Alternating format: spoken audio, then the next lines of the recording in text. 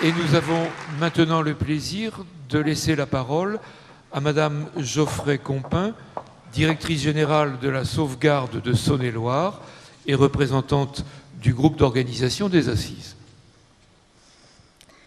Monsieur le Président du Conseil départemental de Saône-et-Loire, Monsieur André Acari, Monsieur le Président du Grand Châlons, Monsieur Sébastien Martin, Monsieur le maire de Chalon-sur-Saône, Monsieur Gilles Platret, Monsieur le Président du CNAEMO, Monsieur Salvatore Stella, Monsieur et Mesdames les administrateurs du CNAEMO, Messieurs et Mesdames les représentants des corps constitués, Mesdames et Messieurs, les présidents et directeurs généraux des associations organisatrices, Mesdames et Messieurs les membres du groupe d'organisation des Assises, Mesdames et Messieurs, c'est une première d'accueillir un tel événement dans ces lieux.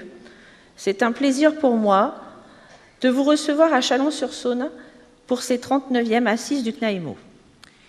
Il y a 1 an et demi en arrière, 2 éducateurs spécialisés en AEMO, membres de la délégation régionale de Bourgogne-Franche-Comté du Carrefour national de l'action éducative en milieu ouvert, frappaient à ma porte pour que l'association Sauvegarde 71 envisage de se porter candidate pour l'organisation des Assises du CNAEMO à Chalon-sur-Saône. C'est le début d'une aventure collective enrichissante. Cette délégation régionale du CNAEMO s'est mobilisée en entraînant avec elle 6 associations de Bourgogne-Franche-Comté qui portent des services en milieu ouvert de protection de l'enfance. Je souhaite nommer ces associations qui, à travers l'implication de leurs moyens humains, se sont fortement engagées pour les 39e Assises. La DDSEA du Doubs, la CODEJ de Côte d'Or, le Comité de protection de l'enfance de Lyon, la sauvegarde du Jura, la sauvegarde de la Nièvre et la sauvegarde de Saône-et-Loire. Le groupe d'organisation des 39e Assises du CNAEMO se compose de pas moins de 50 personnes des 6 associations, mais aussi d'agents du département de Saône-et-Loire et de la DTPJ qui sont venus s'associer en cours de route pour l'organisation de cet événement. Cette énergie mutualisée prend totalement forme aujourd'hui et les jours prochains. Auparavant, de longs mois de préparation ont été nécessaires à cette équipe qui n'a pas vocation à organiser de l'événementiel, mais poursuit largement, à travers cette implication, l'expression de son engagement militant auprès des enfants en situation de vulnérabilité. Autour d'un thème fédérateur, s'agissant de la protection universelle et inconditionnelle de l'enfant, il a fallu à cette équipe 1 an de regroupement mensuel, d'échanges d'idées et de contacts, de mails d'information et de calage pour préparer et peaufiner les déclinaisons du thème choisi, chercher les intervenants et organiser la logistique pour que cet événement soit instructif et agréable pour tous. Vous le verrez, ce n'est pas moins de 3 lieux de la ville de Chalon-sur-Saône que nous avons investis pour ces 39e Assises du CNAEMO, et j'en profite pour remercier Monsieur le maire de Chalon-sur-Saône et Monsieur le Président du Grand Châlons pour la contribution de leurs services face à nos multiples demandes et à la mise à disposition de moyens logistiques. Comme j'essaye de vous l'illustrer, c'est la forte volonté associative accompagnée par l'expérience du CNAEMO et l'implication des acteurs locaux qui permettent au groupe d'organisation des Assises de vous accueillir pour ces 3 jours de réflexion et d'échange en Bourgogne-Franche-Comté et plus particulièrement en Saône-et-Loire. Comme il est de tradition au CNAEMO, nous allons aussi profiter de ce rassemblement pour lui donner les saveurs et les couleurs de notre belle région. Je remercie les acteurs locaux qui ont été d'accord pour travailler avec nous pour ces 3 jours, que ce soit à travers les stands, le festif, les comédiens et le repas que nous prendrons ensemble. Revenons au thème de nos 39e Assises. La protection universelle et inconditionnelle de l'enfant, un idéal dans le contexte mondial qui est le nôtre, où les réalités des uns viennent entrechoquer les moyens, les organisations et les représentations des autres, et où l'application en 30 ans de la Convention internationale relative aux droits de l'enfant laisse encore à désirer. L'ouvrage est énorme, et c'est notre contribution que de réfléchir encore et toujours, et à notre échelle, à notre implication concrète de ce texte ratifié par un grand nombre de pays dont la France. Ces assises sont un moment pour partager et questionner les enjeux relatifs aux droits de tous les enfants, nos associations sont engagées au quotidien dans la réflexion et les solutions pour soutenir sur nos territoires les principes fondamentaux de la CIDE, et ceci en collaboration avec l'ensemble du dispositif de protection de l'enfance. Dans un contexte politique et économique compliqué, elles se doivent d'être garantes, dans leur positionnement et dans leurs pratiques professionnelles, de valeurs humanistes et solidaires qui restent les fondements de leur existence, notamment auprès des enfants, dont le développement harmonieux est crucial pour l'avenir de notre société et donc de tous. Au cours de ces 3 jours, nous aurons l'occasion d'aborder une déclinaison de notre thème en osant interpeller certes nos représentations et nos pratiques, mais également en apportant une ouverture à travers la question « Quelle planète pour demain ?» Voici venu le moment de remercier l'équipe de l'Espace des Arts qui a fait le pari de recevoir pour la première fois ce type d'événement. Sa contribution patiente et aidante est particulièrement précieuse pour nous. Nous les remercions d'avoir répondu présent et de nous avoir fait confiance. Bien évidemment, nous ne pouvions pas organiser cet événement sans nous entourer d'une trentaine de jeunes gens qui se sont associés à cette organisation. Nous aurons donc à nos côtés, pendant ces assises, des stagiaires du lycée Mathias de Chalon-sur-Saône, des jeunes du centre de formation en hôtellerie-restauration Promote Bourgogne et des jeunes de l'unité éducative en milieu ouvert de la PJJ. Un petit focus aussi pour les adolescents du centre éducatif spécialisé Le Village de la Sauvegarde 71 qui ont confectionné avec leur éducateur technique les décors de la scène. Les membres du groupe d'organisation des assises de Chalon-sur-Saône, les présidents, administrateurs et directeurs des 6 associations vous souhaitent de très bonnes assises. Merci. Merci. Et c'est maintenant, merci madame, et c'est maintenant monsieur Gilles Platré, maire de Chalon-sur-Saône, qui nous accueille.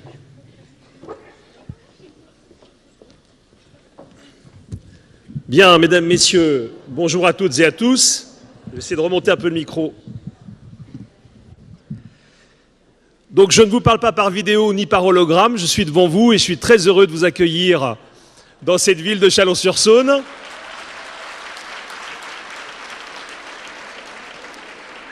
Très heureux de vous accueillir parce que c'est vrai, ça a été rappelé par Madame la directrice de la sauvegarde.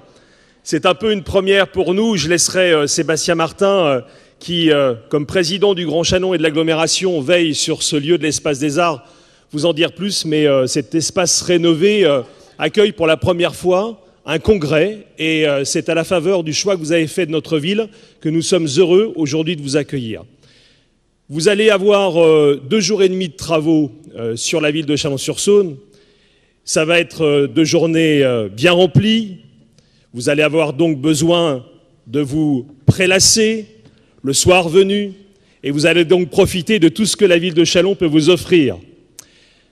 Il y a 12 bus qui vous attendent derrière l'Espace des Arts pour en un quart d'heure vous conduire devant votre assiette à midi.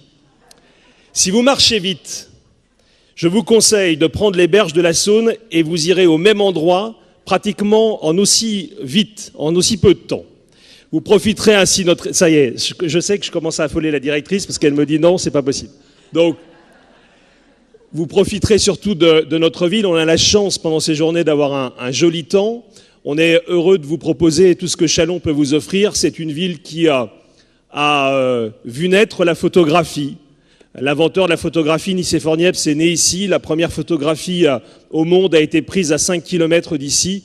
Nous avons un très beau musée de la photographie et sur les quais de Saône précisément. Je vous invite, si le temps vous en est permis, d'y faire un petit tour.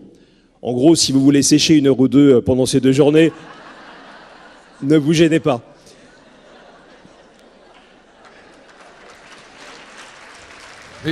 C'est facile parce que moi après je repars, je suis pas à leur place. Bon, cela dit, on est vraiment heureux parce que c'est vrai que la position géographique de Chalon permet et facilite l'accès de toutes les régions de France jusque chez nous en un temps relativement raisonnable et on en tire parti pour développer nos capacités touristiques. nos capacités hôtelières aussi. Vous les faites vivre pendant ces 2 jours et demi. Et c'est pour nous un enjeu très très important.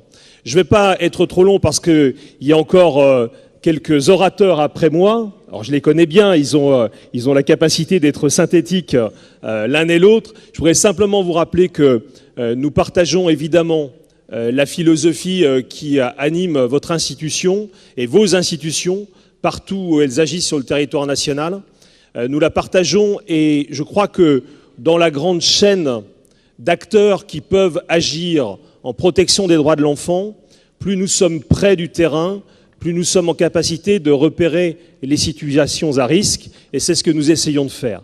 Nous essayons de le faire d'une manière qui soit celle du réseau, parce qu'elle nous semble la plus efficace. Notre centre communal d'action sociale, notre service éducatif, notre service jeunesse agissent ainsi dans les domaines de compétences qui sont les leurs, mais ont la capacité aussi de s'appuyer sur des partenaires pour agir plus amplement. Je suis d'ailleurs très heureux de voir dans le public Madame la Présidente du tribunal de grande instance et Monsieur le Procureur de la République, puisque nous sommes également en lien régulièrement les uns avec les autres pour repérer les situations, les signaler et pouvoir les régler lorsque c'est possible. Je ne vais pas vous détailler tous les dispositifs, je pourrais vous parler de prévention spécialisée et saluer évidemment le travail énorme que nous faisons avec la Sauvegarde 71, qui est un interlocuteur incontournable pour nous et d'une grande qualité. Je pourrais vous parler évidemment du programme de réussite éducative, de l'action du CCAS. Je voudrais simplement insister sur 2 points. Nous avons mis en place, et ça a été relevé au niveau national comme une action assez exemplaire, un réseau de lutte contre les violences intrafamiliales, avec une vingtaine de partenaires qui prennent en charge les victimes dès leur arrivée au commissariat et qui vont les accompagner. Et évidemment, la thématique de l'enfance, elle est directement au centre de cette problématique des violences dans le couple.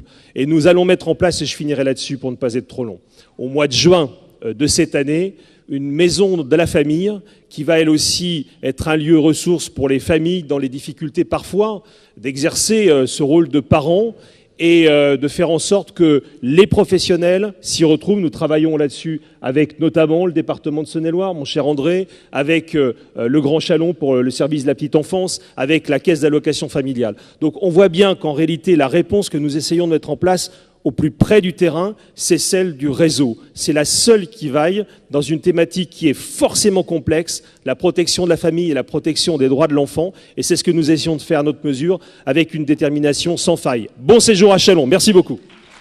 Merci, monsieur le maire. Merci. Je me permets juste de vous rappeler, monsieur le maire, que ceux qui sèchent, on a leur nom. Et comme le procureur est là, on ne manquera pas évidemment de... Et la parole est maintenant à monsieur Martin, président du Grand Chalon. Merci monsieur. Bien, mesdames et messieurs, à mon tour de vous saluer et puis de vous souhaiter la bienvenue ici dans cette agglomération et dans ce lieu, comme l'a rappelé le maire à l'instant et comme il l'a démontré, qui est aussi un lieu de théâtre et aussi un lieu où on se détend. Et où chaque semaine, il y a plusieurs représentations de tous les arts du spectacle vivant. Alors, je ne dirais pas que nous avons fait rénover la salle exprès pour vous, puisque pendant 2 ans, cet espace des arts, cette scène nationale, qui est un des premiers lieux de culture tels que les avait voulu André Malraux.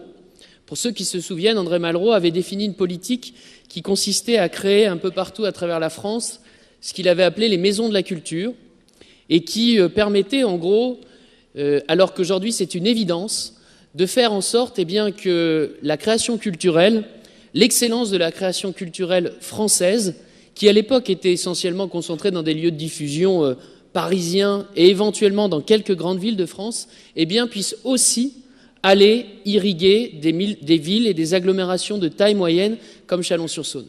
Et c'est comme cela qu'en 1971, ce bâtiment est sorti de terre avec cette salle que vous découvrez aujourd'hui pour la plupart d'entre vous, d'à peu près 900 places, avec sous vos pieds une autre salle de 250 places, avec au-dessus de vos têtes une autre salle d'une centaine de places et tout un tas d'espaces, d'expositions.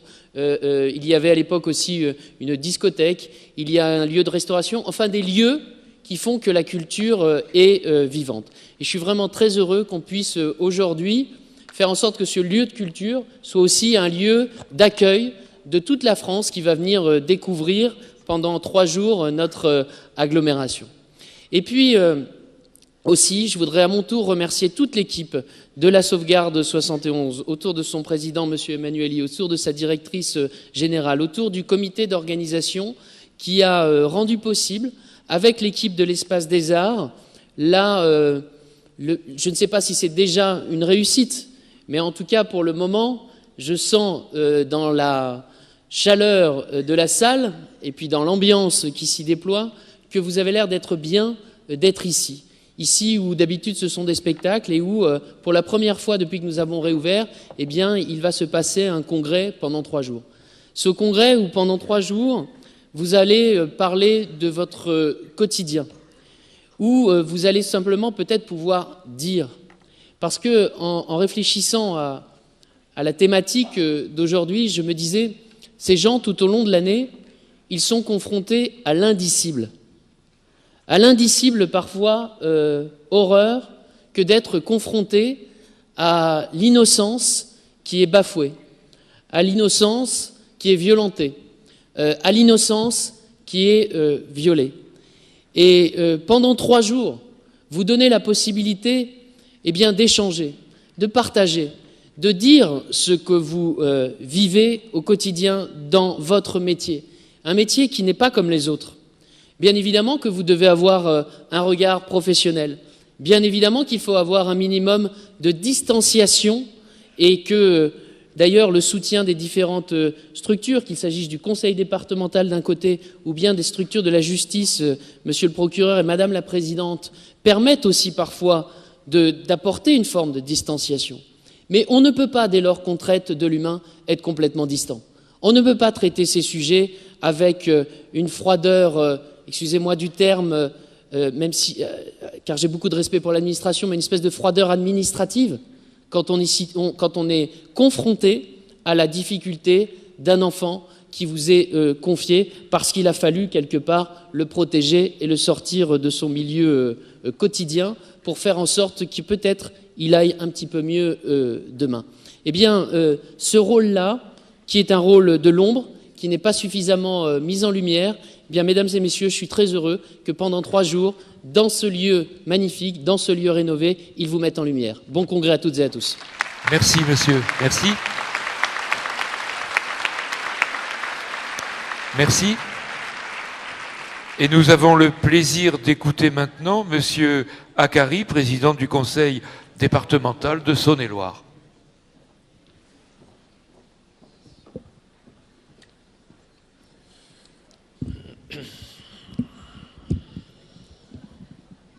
En général, je casse les micros. Voilà, très bien. Tout d'abord, je voudrais saluer bien sûr monsieur le président du Grand Chalon et qui est aussi premier vice-président de ce département. Et puis saluer bien sûr ma collègue Marie-Thérèse Friseau, qui est vice-présidente notamment chargée de l'enfance dans ce département. Saluer bien sûr le maire de cette ville de Chalon, cher Gilles. Monsieur le président du NAMO et madame la directrice générale de la Sauvegarde 71, ainsi que le président de la Sauvegarde 71, je voudrais vous saluer. Et puis, mesdames, messieurs, en fonction de vos qualités et vos grades, très heureux de vous accueillir dans ce beau département de Saône-et-Loire. Alors, après, finalement, la présentation de cet espace et de cette ville par le maire et le premier vice-président, je pense qu'au bout de 3 jours de présence ici, dans ce lieu, vous n'aurez plus envie, finalement, de quitter ce département, et c'est une bonne chose. J'ai même eu peur, parce que le maire, quand il a commencé à parler de rejoindre par les berges, je me suis dit, il va leur proposer d'y aller à la nage. Ça aurait été une manière originale aussi de découvrir cette belle cité de Chalon. En tout cas, vraiment, je suis très heureux d'ouvrir cette séance et très heureux de participer finalement au moins au début de ces travaux, mais je sais que ma collègue vice-présidente va rester auprès de vous. Il a été écrit « Un homme n'est jamais si grand que lorsqu'il est à genoux pour aider un enfant ».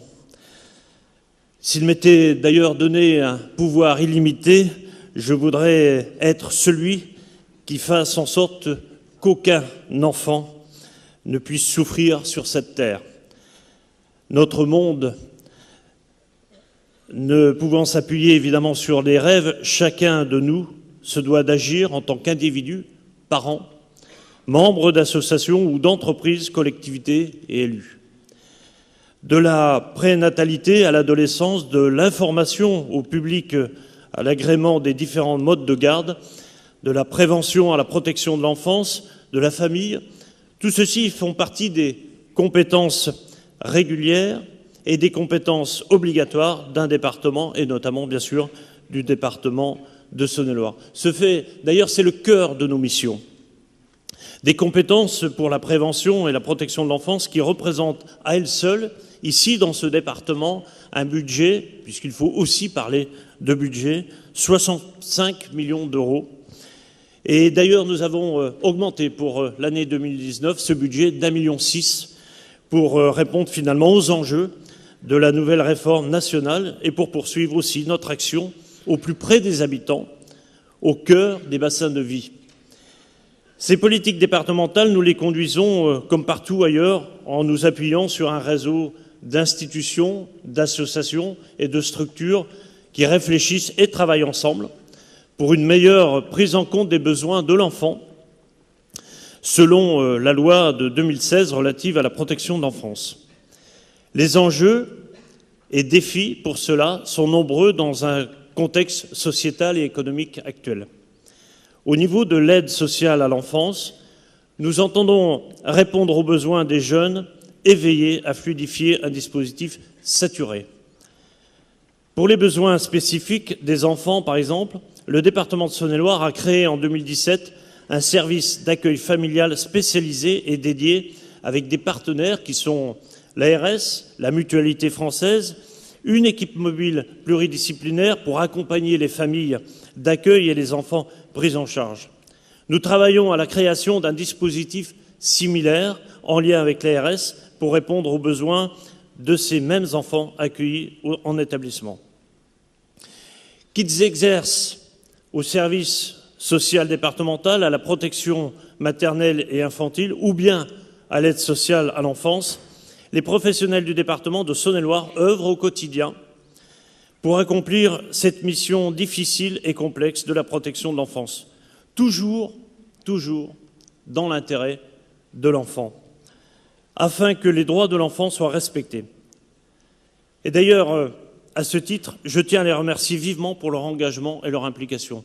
Je tiens aussi à ajouter et y associer l'ensemble des services, notamment de la ville de Châlons et du Grand Châlons, puisque dans ce département, j'imagine que dans les autres départements c'est la même chose, mais en tout cas, il y a une véritable solidarité sur l'ensemble du territoire pour justement répondre aux besoins de ce territoire. Car cela s'ajoute une nouvelle problématique depuis quelques années, et je peux vous dire que quand je rencontre l'ensemble de mes collègues présidents de département, c'est le sujet numéro 1 qui est évoqué. Vous l'avez compris, c'est aussi l'accueil des mineurs non accompagnés. Cette situation, au fil des mois, prend de l'ampleur. Une nouvelle fois, je voudrais vraiment remercier du fond du cœur l'ensemble des services de ce département qui, tous les jours, répondent, présents, essayent de faire au mieux pour répondre finalement à cette situation. Alors, la situation géographique aussi de la Saône-et-Loire, eh bien, incite sans doute à accueillir de plus en plus de jeunes qui, du fait par le TGV, du fait aussi par l'autoroute et puis tout simplement l'emplacement géographique, fait que ce territoire est, on va le dire, très attractif, notamment aussi pour, je le dis ouvertement, pour les filières qui aussi organisent un trafic. On ne peut pas le nier. En tout cas, sachez qu'on essaye au niveau de ce département de s'adapter, d'accueillir le mieux possible l'ensemble de ces enfants, et puis bien sûr de répondre tous les jours aux nouvelles demandes. On adapte au fur et à mesure finalement le dispositif, Et je peux vous dire que l'implication de l'ensemble des acteurs est totale sur cette question-là. Je tiens d'ailleurs à remercier l'ensemble des acteurs, notamment de l'État, avec la préfecture, où nous avons un lien constant pour cette question-là, et puis bien sûr les liens avec la justice qui nous accompagnent dans ces démarches. Tous les enfants et les jeunes doivent faire l'objet d'une grande préoccupation des pouvoirs publics, et notre action est essentielle pour des sujets aussi divers que la santé de la mère et de l'enfant, la planification et l'éducation familiale, les difficultés d'ordre éducatif, social, sanitaire et économique que rencontrent les mineurs, la prévention des risques de danger pour l'enfant, la protection, la prise en charge des mineurs et des jeunes majeurs en danger ou en risque de danger, l'accueil des enfants, des jeunes enfants et le soutien à la parentalité dans leur ensemble. En 2019, nous allons mettre l'accent sur la diversification de l'offre d'accueil pour prévenir les ruptures de parcours et prendre en compte les besoins de chaque enfant. À ce propos, je veux avoir un mot pour toutes les personnes indispensables à notre société. Les travailleurs sociaux, les aidants, les accueillants familiaux, les assistants maternels, tous ces métiers de l'ombre dont nous parlons peu, mais qui assurent des missions remarquables, loin d'être évidentes, dans les conditions pas toujours simples. Je veux dire à ces personnes que je vais être particulièrement attentif cette année, et en tout cas les mois qui viennent, au soutien et à la valorisation de ces métiers. C'est d'ailleurs ce message que j'ai une nouvelle fois porté hier soir lors d'un débat à Paris, à la Mutualité française.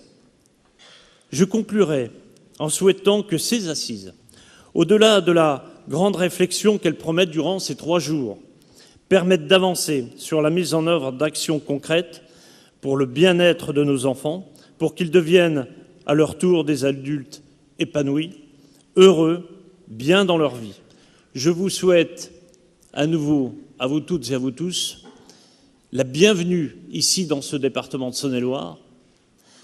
Et évidemment, je vous souhaite à vous toutes et à vous tous d'avoir une nouvelle fois une réflexion très constructive où nous serons très à l'écoute et on essaiera une nouvelle fois au niveau du département avec les services de répondre au mieux aux besoins de cette population. Je vous remercie. Merci, monsieur.